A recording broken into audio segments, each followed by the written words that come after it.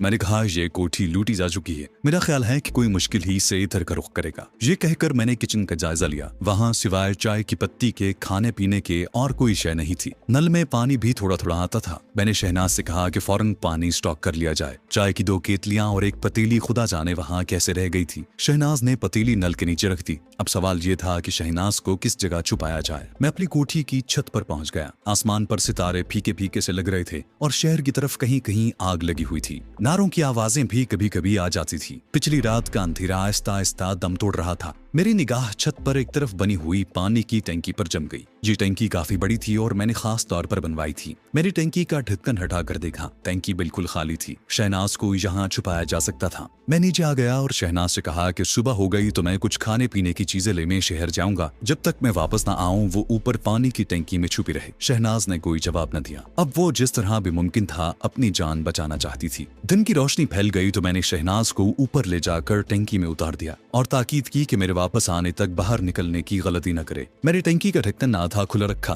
फिर मैं तेजी से नीचे आया। जिस फौजी की वर्दी मैंने पहन रखी थी उसके बटुए में 10-15 भारतीय करेंसी के रुपए वाले नोट थे। मैंने ब्रेन गन कांधे से लटकाई, बरामदे में आकर कमरे का दरवाजा बंद करके चटखनी लगाई और जीप में जा बैठा। फिर खुदा का नाम लेकर सड़क पर निकल आया।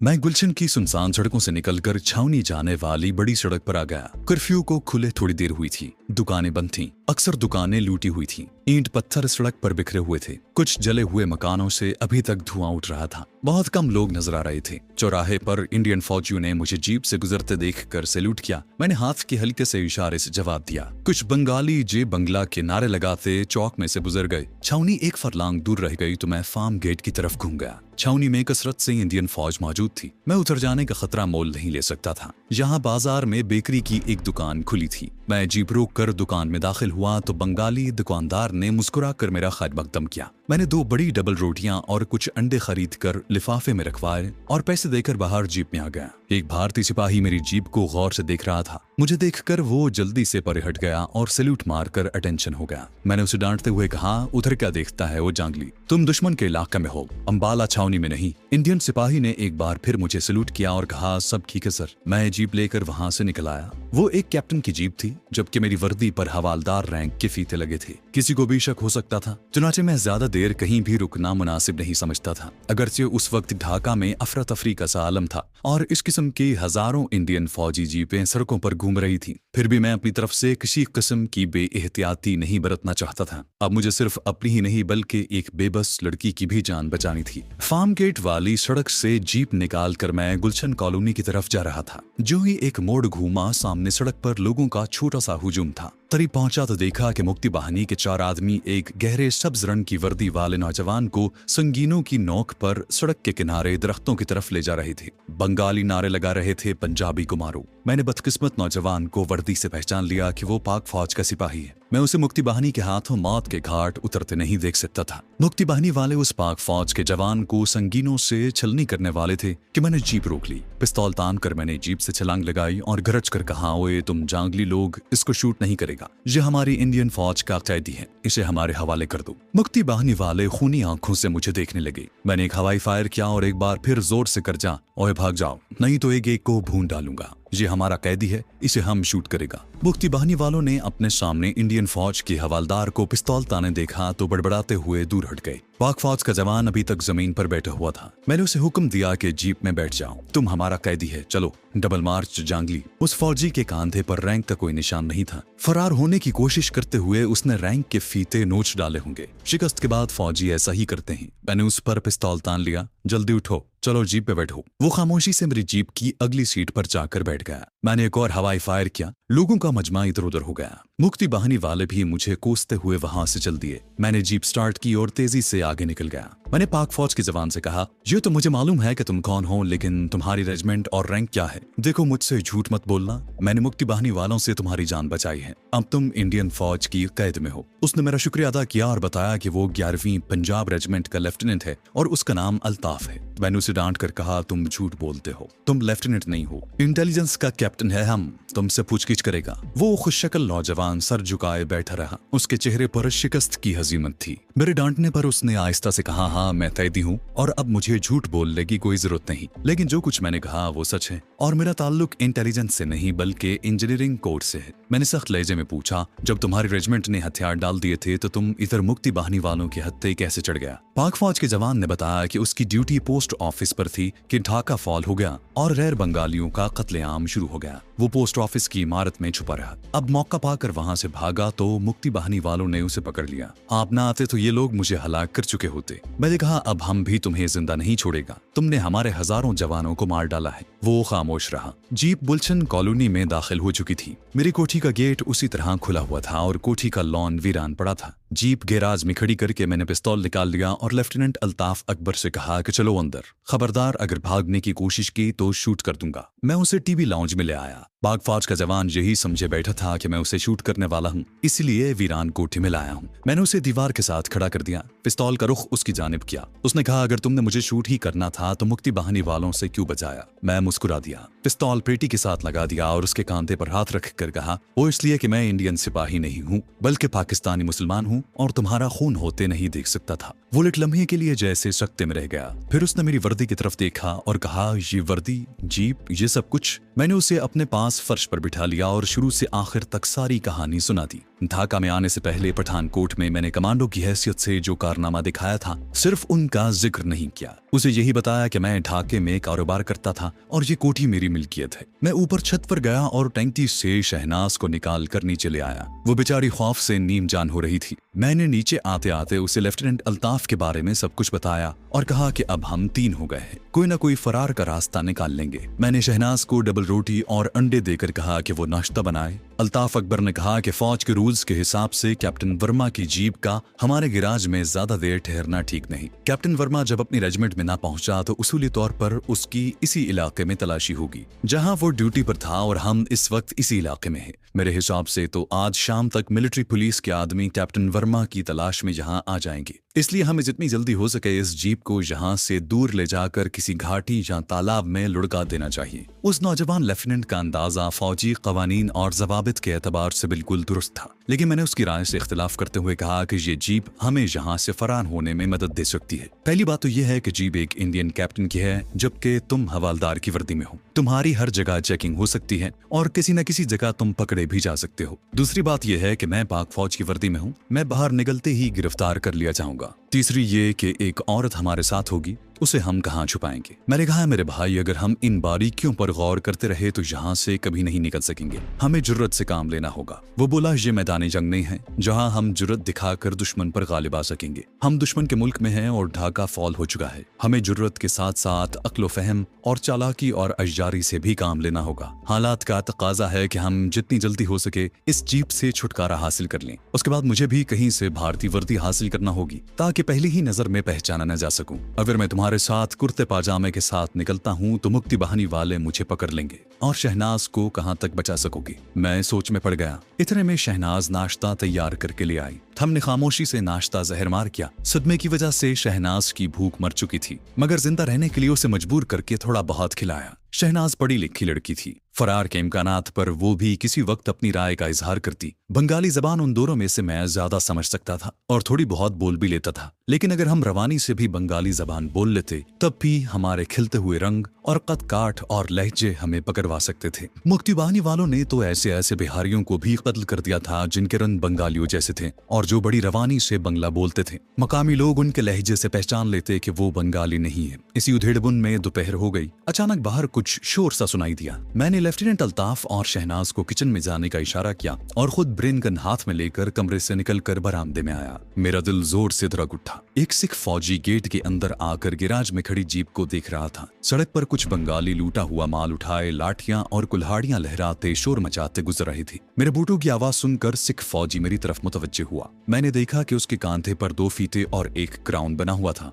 वो सूबेदार मेजर था और उसका रैंक मुझसे बड़ा था। मैंने जोरदार सैल्यूट मारा। सिख फौजी के कांधे पर ब्रेन गन लटक रही थी। उसने जीप की तरफ इशारा करके कहा, ओए जवान, ये जीप यहाँ रख कर तुम अंदर क्या कर रहे थे? एक सेकंड के अंदर अंदर मुझे उस सिख फौजी के साथ जो सलूक करना था वो मैंने सोच लिया और एक बार फिर सैल्यूट मारकर कहा, सर अंदर बहुत माल है, विलायती शराब, 2 औरतें भी हैं। उन्हें कहाँ रखना है सर? ऑर्डर करें। क्या इन औरतों को कैद कर ले या शूट कर दें? मेरा तीर ठीक निशाने पर लगा था। विलायती शराब और औरतों के बारे में सुनकर उसकी आंखें चमक उठी और वो बोला, चलो हमें दिखाओ। मैं यही तो चाहता था। फौरन दरवाजे से हटकर खड़ा हो गया। वो लंबे डग भरता अंदर कमरे में दाखिल हुआ। मैं उसके पीछे पीछे था। मैं उसे ब्रेन गन का ब्रस्ट नहीं मारना चाहता था। इस तरह उसकी वर्दी खून आलूद और नाकारा हो जाती, जबकि मुझे उसकी जरूरत थी। शाह मुझे एक खास किस्म के कमांडो एक्शन से काम लेना था, जिससे 1 सेकंड में दुश्मन की गर्दन का मनका तोड़ दिया जाता है। कमांडो ट्रेनिंग के उस्ताद कहा करते थे कि इस एक्शन को अगर पूरी टाइमिंग और महारत से किया जाए तो खुद दुश्मन को भी खबर नहीं होती कि उसकी गर्दन का मनका टूट गया है और वो मर चुका है। मैं इंडियन हवालदार की वर्दी में था। सिख सूबेदार मेजर को एक लम्हे के लिए भी शक न हुआ। गैराज में इंडियन फौज की जीप खड़ी थी। वो इत्मीनान से टीवी लाउंज में आकर बोला, कहाँ है माल लोए? मैं उसके करीब पहुंच गया। सर दूसरे कमरे में है। वो मेरे बेडरूम की तरफ बढ़ा, जिसका दरवाजा आधा खुला था। मुझे उसी दरवाजे की दहलीज पर कमांडो एक्शन करना था। यह दहलीज उस सिख फौजी की जिंदगी का आखिरी मकाम था और दहलीज पर मौत उसका इंतजार कर रही थी। मैंने अपने आप को एक खास पोजीशन में कर लिया। मेरी रग रग में बिजलियां सी कौंध गईं। सिख फौजी ने दहलीज की तरफ कदम बढ़ाया। उसे दूसरा कदम रखने की मोहलत न मिल सकी। मैं किसी ताकतवर चीते जैसी तेजी से उछला और दूसरे ही लम्हे सिख फौजी की गर्दन मेरे बाजुओं के शिकंजे में एक तरफ लुढ़की हुई थी। उसकी गर्दन का मनका टूट चुका था। उसके बाजू झूल गए थे। मैंने उसे छोड़ दिया। वो धड़ाम से मुंह के बल फर्श पर गिर पड़ा। किचन से शहनाज और अल्ताफ अकबर भी आ गए। शहनाज सरासीमा थी। वो कत्ल पर कत्ल देख रही थी। लेफ्टिनेंट अल्ताफ ने तेजी से आगे बढ़कर सिख फौजी की लाश सीधी की और मेरी तरफ देखकर बोला, तुमने कमांडो ट्रेनिंग कहाँ से हासिल की है? क्या तुम फौज में रह चुके हो? मैंने मुस्कुराकर कहा, बिल्कुल नहीं। ये दावपेच तो मुझे मेरे उस्ताद ने सिखाए थे। अब तुम जल्दी से इसकी वर्दी उतार कर पहन लो।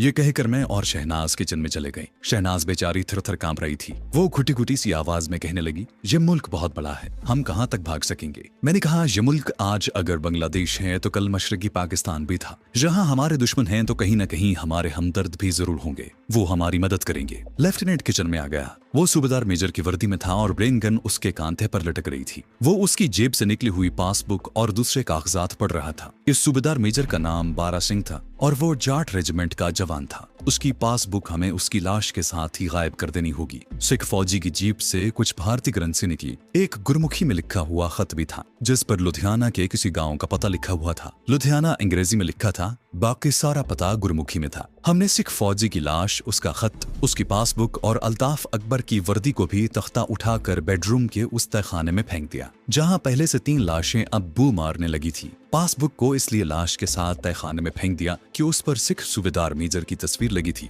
हमारा प्रोग्राम ये बना कि शाम का अंधेरा होते ही जीप लेकर निकल पड़े और शिमाल की तरफ किसी मकाम से बॉर्डर क्रॉस करके नेपाल में दाखिल होने की कोशिश की जाए। ये प्रोग्राम बनाना बड़ा आसान था, लेकिन हमें मालूम था कि इस जानलेवा सफर पर कदम कदम पर मौत मुंह फाड़े खड़ी थी। अब सबसे बड़ा मसला शहनाज का था। उसे हम मरने के लिए नहीं छोड़ सकते थे। हम हरगिज ये गवारा नहीं कर सकते थे कि एक शरीफ पाकिस्तानी खातून को मुक्ति बाहिनी वाले अगवा करके ले जाएं। काफी सोचो विचार के बाद आखिर हमने आपस में यही तय किया कि शहनाज को मर्दाना लिबास पहनाकर सिविलियन बंगाली नौकर के भेस में साथ रख लिया जाए। मैंने उसी वक्त जीप निकाली और शहर के एक पुराने बाजार में आ गया, जहाँ सेकंड हैंड कपड़े वगैरह मिलते थे। बंगाली इंडियन जीप देखकर इकट्ठे हो गए और जे बंगला के नारे लगाने लगे। मैंने दुकानदार से एक कुर्ता, खुला पाजामा और रबर के पुराने 3-4 बूट खरीदे कि कोई तो शहनाज को पूरा आ जाएगा। मैंने दुकानदार को अपनी रेजिमेंट हेडक्वार्टर का झूठ मूठ एड्रेस लिख कर दे दिया कि बिल वहां भेज दे। वो भला कैसे इनकार कर सकता था। वापसी पर मैंने एक सड़क पर वो ट्रक जाते देखे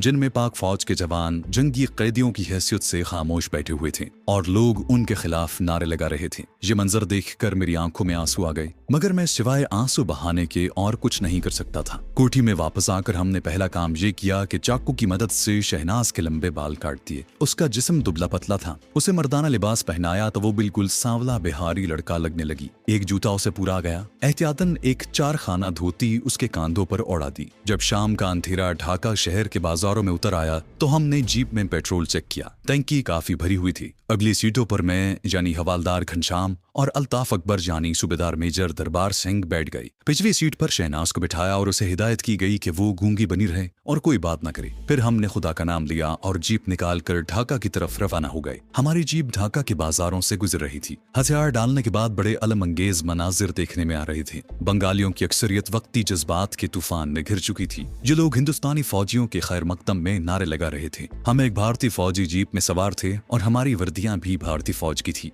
हमें देखकर बंगाली खुशी से नारे लगा रहे थे। हमें भी हाथ हिला हिलाकर उनके नारों का जवाब देना पड़ा, अगरचे हमारे दिल खून के आंसू रो रहे थे। मैं हवालदार घनश्याम दास और मेरा साथी अल्ताफ अकबर सूबेदार मेजर दरबार सिंह की वर्दी में और पाकिस्तानी CSP अफसर की बीवी शहनाज मर्दाना लिबास में हमारे सिविलियन बंगाली मुलाजिम के भेस में थी। मैं जीप चला रहा था। अल्ताफ अकबर मेरी साथ वाली सीट पर और शहनाज पिछली सीट पर बैठी हुई थी। कोई इंडियन फौजी जीप या ट्रक हमारे करीब से गुजरता तो हम एक दूसरे को हाथ हिलाकर सलाम करते। हम कर्मी टोला के इलाके से गुजरे तो हमें बंगालियों ने घेर लिया और हमें फूलों के हार पहनाए और मिठाई के 2 लिफाफे दिए। वो चीख चीख कर इंडियन फौज और बांग्लादेश जिंदाबाद के नारे लगा रहे थे। शहनाज पिछली सीट पर दुबकी बैठी हुई थी। उसका रंग जर्द हो रहा था। मैंने उसे घूर कर देखा और उसके जहन में ये डालने की कोशिश की कि वो भी अपने आप को खुश जाहिर करे। बड़ी मुश्किल से हमने जीप को भीड़ में से निकाला और कमलापुर की तरफ से होते हुए चिटागोंग की तरफ जाने वाली बड़ी सड़क पर आ गए। एक जगह सड़क के किनारे दरख्तों में जीप खड़ी करके हमने मिठाई खाई क्योंकि हमें भूख लग रही थी। मैंने शहनाज को दबे लहजे में थोड़ा सा डांटा कि अगर वो बंगालियों को देखकर